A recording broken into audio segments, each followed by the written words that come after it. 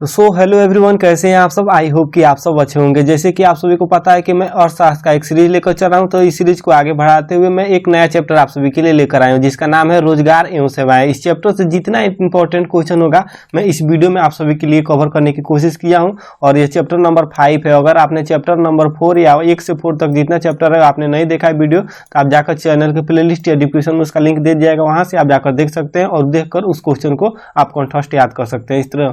तो अभी तक आपने चैनल को सब्सक्राइब नहीं किया तो चैनल को सब्सक्राइब करके बेल आइकन को प्रेस करें, ताकि हमारे आने वाले अगली वीडियो की नोटिफिकेशन आप सभी को मिलती रहे। तो बोर्ड एग्जाम से जितना इंपॉर्टेंट क्वेश्चन होगा इस चैनल के माध्यम से आप सभी को पता है कि लगातार लेकर आते रहते हैं, तो आप चैनल पर बने रहे और बढ़ते हैं इसके क्वेश्चन की तरफ।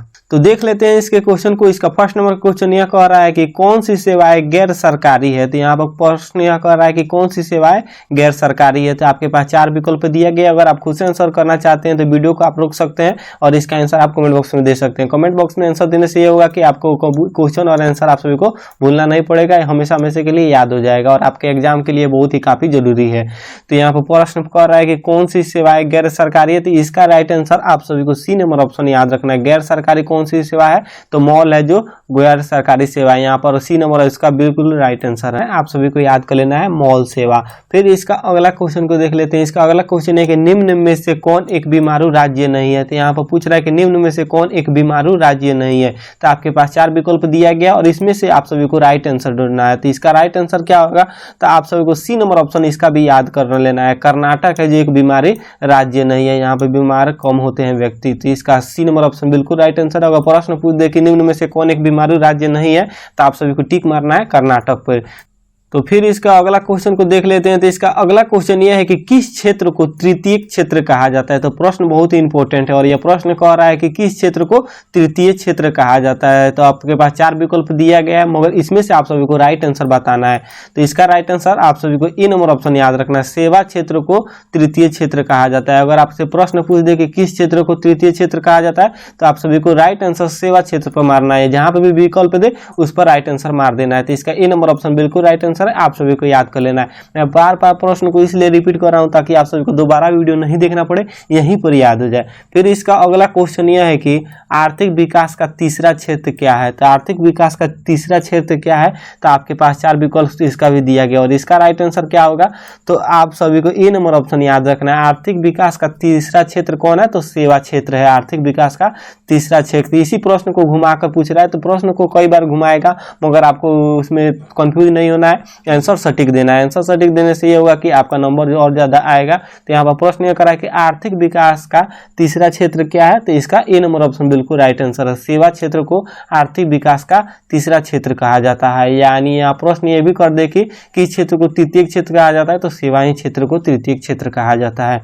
तो फिर इसका अगला क्वेश्चन को देख लेते हैं और अगला क्वेश्चन इसी पर टॉपिक पे है कि आर्थिक विकास के मुख्य रूप से कितने क्षेत्र हैं। तो जैसे कि यहाँ पर आर्थिक विकास के मुख्य रूप से कितने क्षेत्र हैं, तो इसका राइट आंसर क्या होगा, तो आप सभी को बी नंबर ऑप्शन याद रखना है। आर्थिक विकास के मुख्य रूप से कितने क्षेत्र हैं, तो 3 क्षेत्र हैं। जैसे तृतीय क्षेत्र कौन है, तो सेवा क्षेत्र है। तो यहाँ से एक और प्रश्न आता है कि आर्थिक विकास के मुख्य रूप से कितने क्षेत्र थे। यहाँ तो इसका राइट आंसर हो जाएगा 3 क्षेत्र, मगर इससे एक और प्रश्न ये आएगा कि और ये कौन कौन सा क्षेत्र है, जैसे कि नाम पूछ देगा। तो फर्स्ट में होगा कृषि, फर्स्ट के क्षेत्र कौन सा होगा, तो कृषि होगा फर्स्ट इसका क्षेत्र, और सेकंड होगा वस्तुओं के विनिमय निर्माण से सेकंड होगा, और थर्ड होगा सेवाएं। यानी वस्तुओं के फर्स्ट होगा कृषि, सेकंड होगा वस्तुओं का विनिर्माण, और थर्ड होगा सेवाएं। तो यानी तीनों यह हो गया। आर्थिक विकास के मुख्य रूप से कितने क्षेत्र होते हैं, तो 3 क्षेत्र होते हैं। एक में होता है कृषि, बी में होगा वस्तुओं के विनिर्माण, और थर्ड में होगा सेवाएं। फिर इसका अगला क्वेश्चन देख लेते हैं।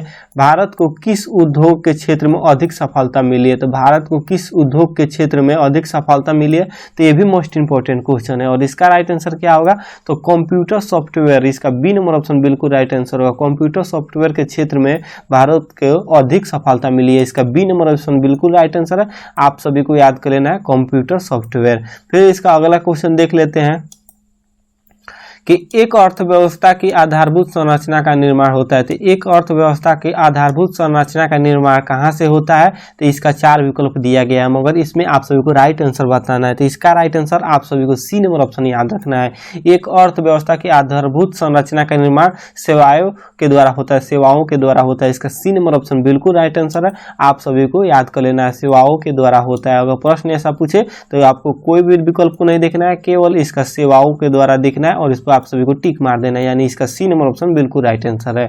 फिर इसका अगला क्वेश्चन को देख लेते हैं। इसका अगला क्वेश्चन यह है कि ऊर्जा का मुख्य स्रोत क्या है। तो ऊर्जा का मुख्य स्रोत क्या है, तो ये भी मोस्ट इंपॉर्टेंट क्वेश्चन है। डी नंबर ऑप्शन आप सभी को याद कर लेना, इनमें से सभी, यानी ऊर्जा का मुख्य स्रोत क्या है, तो इनमें से तीनों है, यानी कोयला भी है, पेट्रोलियम भी है और विद्युत भी है। ऊर्जा का मुख्य स्रोत यह तीनों में से कोई एक नहीं रहे तो ऊर्जा का स्रोत कमजोर पड़ जाएगा, इसलिए तीनों इंपोर्टेंट है, इसलिए इसका इनमें से सभी, इसका डी नंबर ऑप्शन बिल्कुल राइट आंसर है। फिर इसके अगले क्वेश्चन को देख लेते हैं। यहाँ पर अगला क्वेश्चन यह है कि डैश डैश ग्रामीण रोजगार की एक राष्ट्रीय योजना है। तो डैश डैश यानी यहाँ पर खाली स्थान दिया गया और इसका आंसर आप सभी को बताना है कि ग्रामीण रोजगार की एक राष्ट्रीय योजना है, कौन सी योजना है। तो इसका राइट आंसर आप सभी को ई नंबर ऑप्शन याद रखना, मनरेगा है, जिसका नाम आप सभी सुने होंगे। ग्रामीण रोजगार की एक राष्ट्रीय योजना है मनरेगा, इसका ई नंबर ऑप्शन बिल्कुल राइट आंसर है, आप सभी को याद कर लेना है। फिर इसका अगला क्वेश्चन को देख लेते हैं। इसका अगला क्वेश्चन ये है कि विगत वर्षों के अंतर्गत बिहार में किस क्षेत्र में सर्वाधिक विकास हुआ है। तो यहाँ पर बिहार में पूछ रहा है, उसमें तो पूछ रहा था कि पूरे भारत में, यह प्रश्न पूछ रहा था पूरे भारत में, तो यहाँ पर कंप्यूटर सॉफ्टवेयर के बारे में बताए थे। अब यहाँ पर पूछ रहा है केवल बिहार में पूछ रहा था, यह प्रश्न अलग है, आप सभी को ध्यान देना है।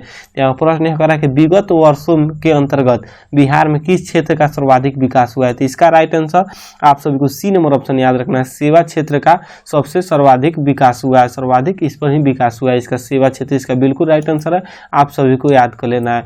तो आप सभी को बता दें कि इस चैप्टर से इतना ही इंपॉर्टेंट क्वेश्चन था, इसमें कोई भी क्वेश्चन नहीं है जो कि आपके एग्जाम में पूछने वाला नहीं था और मैंने नहीं लाया। तो जितना इंपॉर्टेंट क्वेश्चन था मैंने इस वीडियो में कवर करने की कोशिश किया हूँ। तो इससे मात्र अर्थशास्त्र मात्र अब 2 चैप्टर और बाकी रह गया, तो मैं नेक्स्ट वीडियो में आप सभी को कवर करने की कोशिश करूँ। तो अब देख लेते हैं नेक्स्ट क्वेश्चन। ये नेक्स्ट क्वेश्चन आपके लिए और इसका आंसर आप सभी को कमेंट बॉक्स में देना है। इसका आंसर मैं बताने वाला नहीं हूँ, आप सभी को कमेंट बॉक्स में देना है। और प्रश्न यह है कि स्वयं सहायता समूह में लगभग कितने सदस्य होते हैं। तो इसके पिछले चैप्टर वाला क्वेश्चन, अगर आपने उस वीडियो को नहीं देखा है तो उसका लिंक भी आप सभी को डिस्क्रिप्शन या आई बटन पर मिल जाएगा, वहां से आप देख सकते हैं। तो इसका 4 विकल्प दिया गया है, जैसे में दिया है 1 से 3, बी में दिया है 15 से 20 और सी में दिया है 55 से 60 और डी में दिया है 50 से 70। तो स्वयं सहायता समूह में लगभग कितने सदस्य होते हैं। तो इसका जो भी राइट आंसर होगा आप सभी को कमेंट बॉक्स में देना है। आपको कोई भी वीडियो में कोई डाउट या कंफ्यूजन हो तो आप कमेंट बॉक्स में पूछ सकते हैं, हम बताने की कोशिश करेंगे। आई होप कि आप सभी को वीडियो पसंद आएगी। वीडियो पसंद आई तो आप हमारे चैनल को सब्सक्राइब करके बेल आइकन को प्रेस करें ताकि हमारे आने वाले अगले वीडियो का नोटिफिकेशन आप सभी को मिलती रहे।